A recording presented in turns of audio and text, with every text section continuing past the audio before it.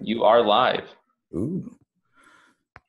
Um, when you have these headphones in, the earbuds, and it's talking into a microphone, it sounds like you're in a radio studio or something to yourself. It's kind of odd. It's interesting um, phenomenon.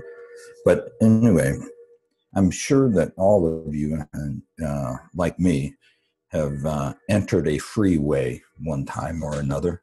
You know, you're on the entrance ramp, getting ready to merge into traffic onto a freeway, right? And you look in your side mirror here, and you see a semi, a big truck, coming up right upon you, and he's in the right lane. So that forces you to do what? Somebody? Anybody? Forces you to yield, correct? There's only a few things that can take place. Either you yield to the semi, or the semi driver, who maybe out of the goodness of his heart will move over to the left lane, allowing you to merge into the traffic, or he stays there in the right lane and you get angry. And this has happened before. I'm sure it's happened to you. You know, you're wanting to get on and you move over, you moron, you know, idiot, move over. Has that ever happened? Nobody's responding. Oh, yes, it has. Or you hurry up and merge in front of the semi, causing him to slow down and put on his brakes because, by golly, you got to get into the traffic. Or maybe that's happened to you, where someone's merging into traffic, you're in the right lane, and they rush and they cut you off, and they cut you off, making you have to slow down, correct? That's happened to me, I know, and I imagine it happens to everybody. The law says, the written law is the person that's merging into traffic must yield to the traffic that's on the freeway, correct? That's what the law says. That's the letter of the law. But it's always nice when that person that's in the right-hand lane sees you merging into traffic, and he moves over, he yields to you, allowing you to comfortably move into traffic. There's only a couple things that can take place, either you yield to the traffic yields to you, or you cut off the traffic, you cut them off, causing all kinds of consternation and possible anger, road rage, all that sort of thing. Well, we need to know how to yield, and we're going to look at that, what that really means, to be yielding, to yield. So if you look at Philippians, I don't know if that analogy is going to carry through. I think it will. But look at Philippians chapter 4. And we'll start in verse 4. It says, I'm going to read from the REV. Rejoice in the Lord always. Again, I will say it. Rejoice. Let your reasonableness, maybe NIV says gentleness, I think. Some versions will read moderation. Could be many different words. Let your reasonableness be known to everyone. The Lord is near. I love this little statement in verse 5. It's one of my favorites in the Bible. Let your reasonableness, this word reasonableness, the Greek word, there is no real direct correlation to any English word that we have. There's no one single English word that will explain what this Greek word means. Because it means, I'll read from the commentary. It says, Linsky writes, I wish that we had a good English equivalent for this noble term. The concepts of moderation, forbearance, gentleness, sweet reasonableness all touch a side of the full meaning of this word. The meaning is yielding, not insisting on one's legal rights to the end that the legal rights become moral wrongs. Listen to that again. It's not insisting on one's legal rights to the end that the legal rights become moral wrongs. You know, that guy that was in the right-hand lane, he has the legal right to be in that right-hand lane, right? He's legally in the right place. If I'm merging into traffic, he can force me to stop. But if he's able to move over to the left and allow me to merge into the traffic, he's being yielding. He's not insisting on his legal rights all the way through. Does that make sense? Somebody nod, yes, no? We are supposed to be that way in our lives, to yield. I think one person described it as yielding on insignificant matters. With regards to significant matters, no, we can't yield. I'll give you an example. Remember the woman that was caught in adultery, right? And the Pharisees brought her to Jesus and threw her down at Jesus's feet.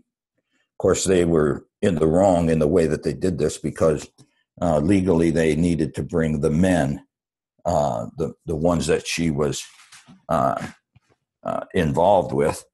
Legally they had needed to bring them also. So the Pharisees weren't really holding true to the law. However, she was committing adultery.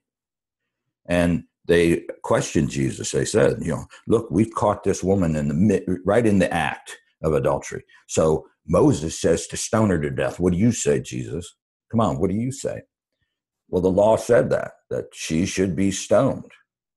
But that's not what the Lord said to do. He was yielding on that. Because if he would have carried it out to the nth degree, now we have a moral issue. Did the woman really deserve to die? No. And so what was his response? Where are thine accusers? No man, no one. Well, I don't accuse you either. Go and sin no more. Or another example would be, remember when the disciples were eating and they hadn't washed their hands before they ate. And although it wasn't written in the law, the Old Testament law, it had become rabbinical custom and law. Your disciples don't wash their hands before they eat. And this is kind of a big deal too, because when they eat, or when they ate in the East, it was common plates. Bread came around, the hummus or whatever.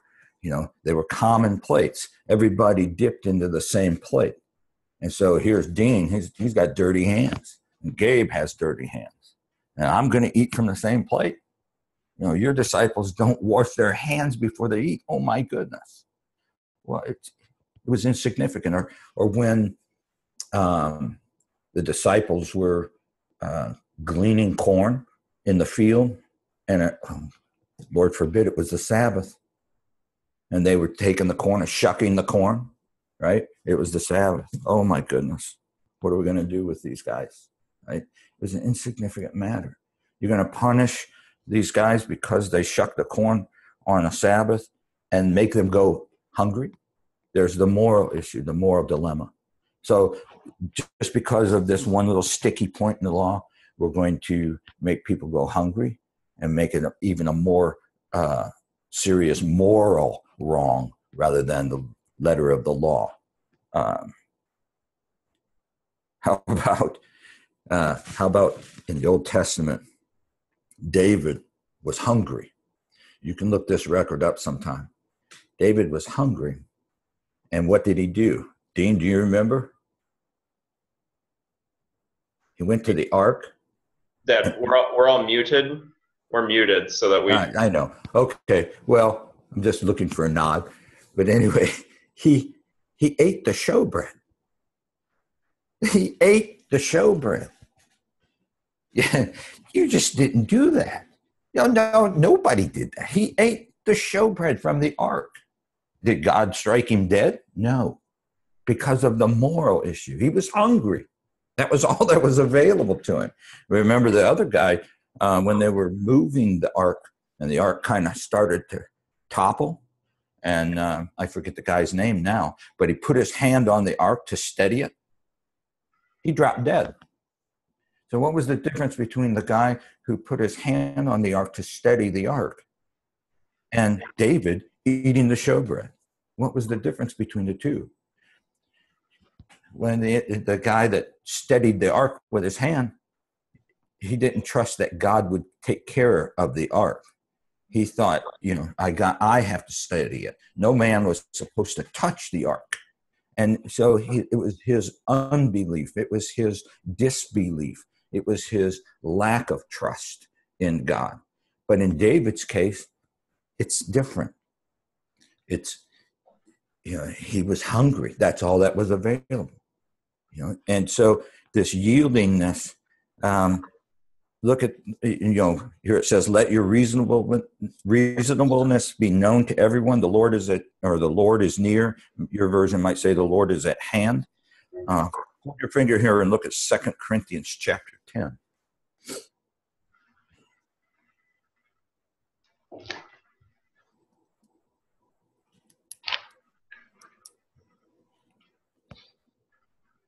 Verse 2 Corinthians chapter 10, verse 1. I'm going to read from the NIV. By the meekness and gentleness of Christ, I appeal to you. By the meekness and gentleness. That word gentleness is the same word as this reasonableness in Philippians. The REV translates 2 Corinthians 10:1, such as this. Now, I myself, Paul, entreat you by the meekness and clemency of Christ. The clemency of Christ. So, Jesus Christ and God are always yielding to you and I. They are yielding towards us. It's not pounding over the head to the letter of the law. There are times in our lives where we need to be yielded. And there's times when we need to yield for other people. It's to yield on those insignificant matters. You translate this into everyday life. People sometimes in our lives, we do something for them and they don't show proper gratitude, right? And it can be offensive. They don't show proper gratitude. That person should have thanked me and they should have, lauded me to the sky or whatever. No, you yield on insignificant matters. Or let's say, here, this would be an example. We're having dinner. We're over at Dean's house. Dean's got a nice big dinner going on. We're all there. He's got spaghetti and fruit bowl and chips and a chip dip, right? And one of the guys from the neighborhood comes over and he says, "Hey, what are you guys doing?" And we're having a little, picnic together. We're having a little dinner together. And he says, "Oh, cool. Can I join you?" And Dean says, "Sure, come on in." And this guy, he's hungry and he's a neighbor and he's not really keen on all of the right protocol and etiquette and all that. And he sits down and he's listening to us talk about the scriptures and talk about God and enjoying our company. And he's eating some chips and chip dip, right?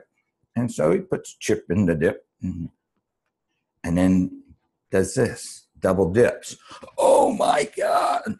You don't double dip, right? It's just an unwritten law. Everybody knows that. Everybody knows you don't double dip. But this poor guy does. Hey, he's hungry. He doesn't know. So what do? Excuse me. We just don't double dip around here. That's just uncalled for. You don't do that. That's unheard of. No. You give him clemency. You give him, you yield to him. Yeah. His double dipping isn't going to give us all pneumonia. The Lord will take care of us. You understand that? You translate that into everyday life, in your life every single day, things that take place. People say something, maybe it offends you. You get offended by what they say. Or they forget to do something that you really wanted them to do, and now you're mad at them. No, it's insignificant. It's an insignificant matter. I'm sure that you can look into your life and see times where you reacted to another person. And maybe society would say that you had every right to act the way that you did because of what was done to you or what was said to you or what was not done for you. Yet the right thing to have done would have been to be yielding on the insignificant matter, to yield to that person. That's love in action. That's love in action, being yielding. Showing that person clemency, Sarah, would be you're not carrying out the law or the rule or to its nth degree. You're showing them clemency. You're giving them a pass. But now we don't do that with regards to evil. We don't do that with regards to truth. An example of that. Remember in Galatians, when Peter, he was separating himself from the Gentile believers when the Jewish believers came down from Jerusalem, and he separated himself. And Paul did what? He confronted Peter to his face right there because of his hypocrisy, because what he was doing was hurting other people. So, in fact, the commentary on this word, and the Greek word is, if I'm pronouncing it right, is epiikes. It's Epieiekes. But it goes on, he says in the commentary, as to the accusation that someone would be overly reasonable or yielding to evil, Linsky writes, only perverted reason would think that yieldingness might include a yielding of truth to error, of right to wrong, of virtue to vice and crime. We don't yield when it comes to truth. We don't yield when it comes to evil. However, we also don't hammer truth over someone's head. There are times where, and you've done this, where someone might say something that's not 100% right, and it's insignificant. It's insignificant. It's okay, just let it go. Let it go. Again, back to Philippians 4. Let your reasonableness, let your yieldingness, let your ability to yield be known to everyone. The Lord is near. Do not be anxious about anything. And this is in the same context as this yieldingness. And don't be anxious. Don't be unduly concerned. Don't be apprehensive about anything, but in everything by prayer and supplication with thanksgiving. Let your petitions be made known to God, and then, being in union with Christ Jesus, the peace of God, which passes all understanding, will guard your hearts and your thoughts. A lot of times in our lives, people do things and they're hurtful to us, or we allow them to be hurtful. The truth is, You can't hurt my feelings. That's not possible. You can't pick up a stick and hit my feelings. You can't hurt my feelings. I allow my feelings to be hurt. I allow that to happen.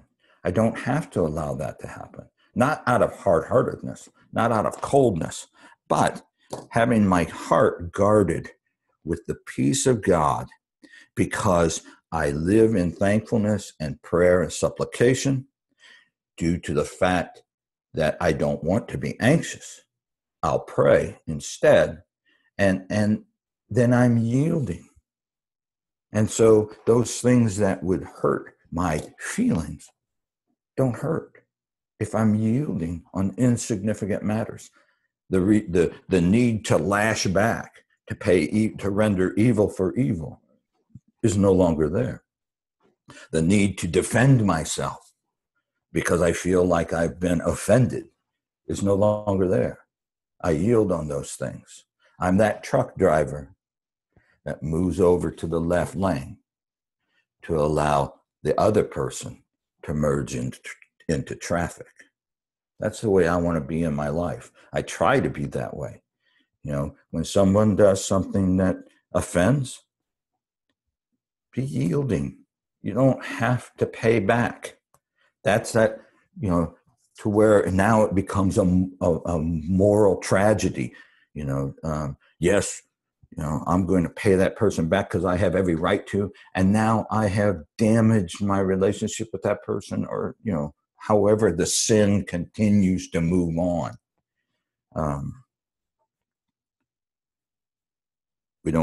When I'm not going to yell at somebody for double dipping. So hopefully that I made that understandable, that we have no need to defend ourselves that way, or to right the wrong, or anything like that in life. We can be yielding on insignificant matters, not on the truth, when it matters. But there are times even then we can just be yielding to that other believer, that other person, because it's of no benefit to hold it to the letter of the law. Okay?